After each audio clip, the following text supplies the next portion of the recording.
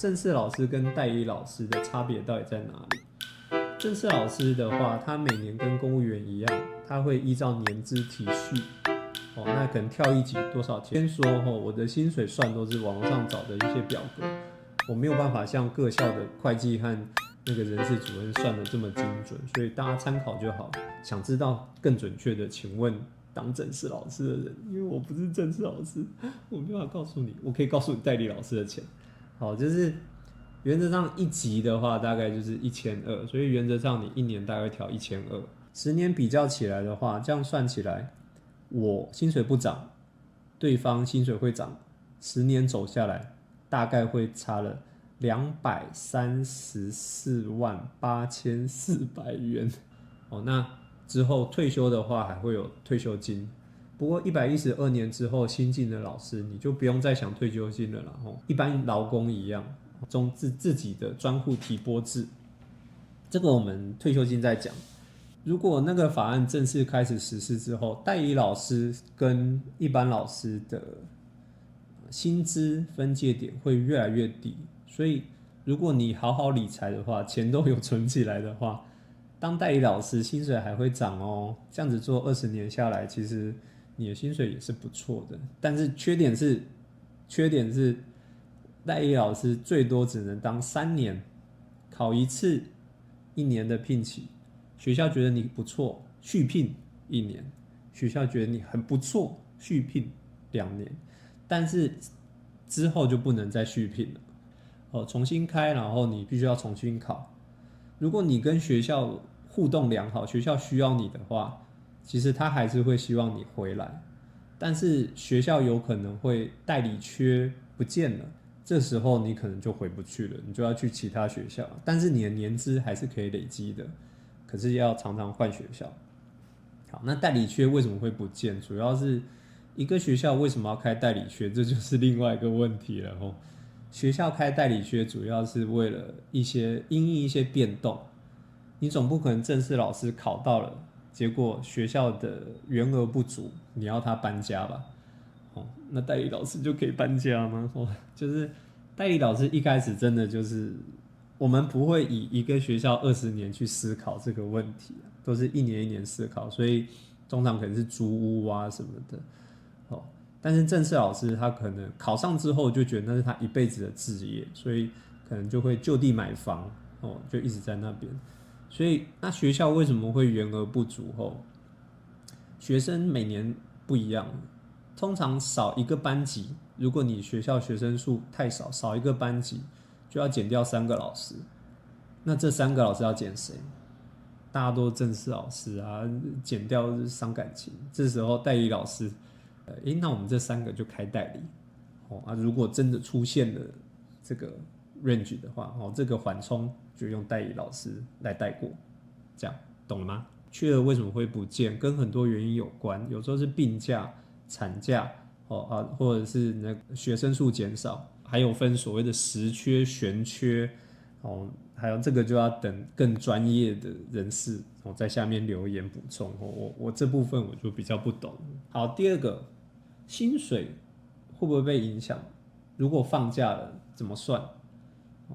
代课老师一旦放假了，就算他是国定的台风假日，只要我们那一堂课没有发生上课的事实，你就没有薪水。就像去年高雄放了4天的台风假，我那4天都没有去学校，我那1个礼拜就没有收入了，少了4000多块。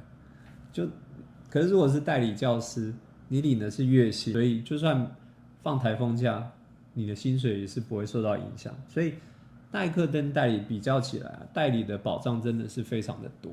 那我们来讲一下正式老师跟代理老师的差别。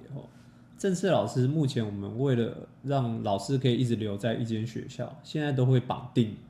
你考上正式老师的时候，我之前在桃园的时候是签6年，6年之后你才可以申请调去其他县市。因为有些人他全台湾考嘛，我是桃园人，可是我台北也考，高雄也考，我考上高雄的，没考上台北的，那我就先在高雄当正式老师，累积积分，就是公务人员就是老师之间会有积分，积分累积到6年一到，我就申请调回台北，如果台北刚好有人要调来高雄，我们俩就可以交换，就可以调回去。所以在工作方面的话，正式老师的弹性真的不大，他必须要好好的留在一间学校。如果这间学校很好，真的就没事了。那反过来呢？如果这间学校对他风格不合，就会活得很痛苦。所以有些人为什么考上正式老师，最后还是选择离开教育界，时有所闻。所以每次要填学校的时候，网络上就有很多人问说这间学校好不好啊？要不要填这间学校啊？同事好不好相处啊？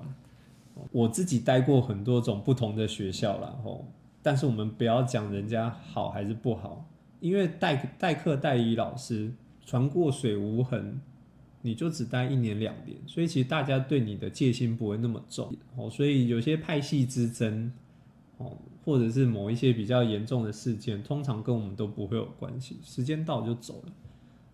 所以大家给我的感觉对我还蛮好的，因为很像来帮忙的，时间到就走了。但是有些正式老师，我看到他们在学校如果过得不好的话，这个职场也是不太好的。所得替代率不断的在下降，不断的在下降，所以每年领的会越来越少，这就是所谓的年金改革。所得替代率60%的情况之下，月退休金的基数，假设以4万7为例，先乘以2，9万4，再乘以所得替代率60%，4万多到5万，领到就是这个人不存在为止。代理老师为例的话，我们的薪水的退休金每个月学校会固定提拨，你自己提拨下来进你的专户，等你工作满65岁退休之后开始领。那领的话就是你曾经缴多少钱，中间会经过基金的操作，最后你的专户变多少钱，那就是你自己的。我自己算过，大概每个月2万，所以你看，一个是2万，一个是4万到5万，老年生活的保障真的好很多，但这都过去了，我们现在都拿不到了。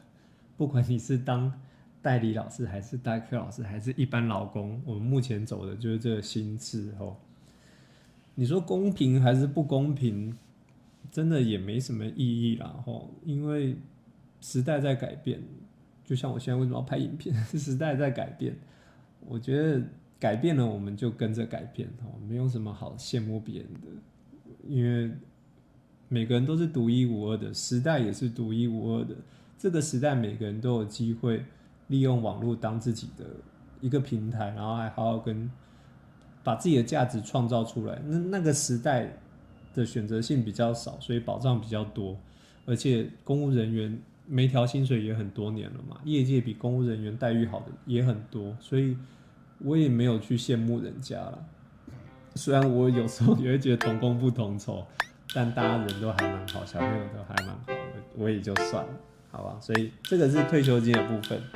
好，那我们回到那个学校在做什么？234万8400元，我当了10年代理，对方当10年正式老师，我少了230万，可是我没考上，好吧？考上就有这230万，我考不上，对不起，是我的错。不会啦，我当代理也待得很开心。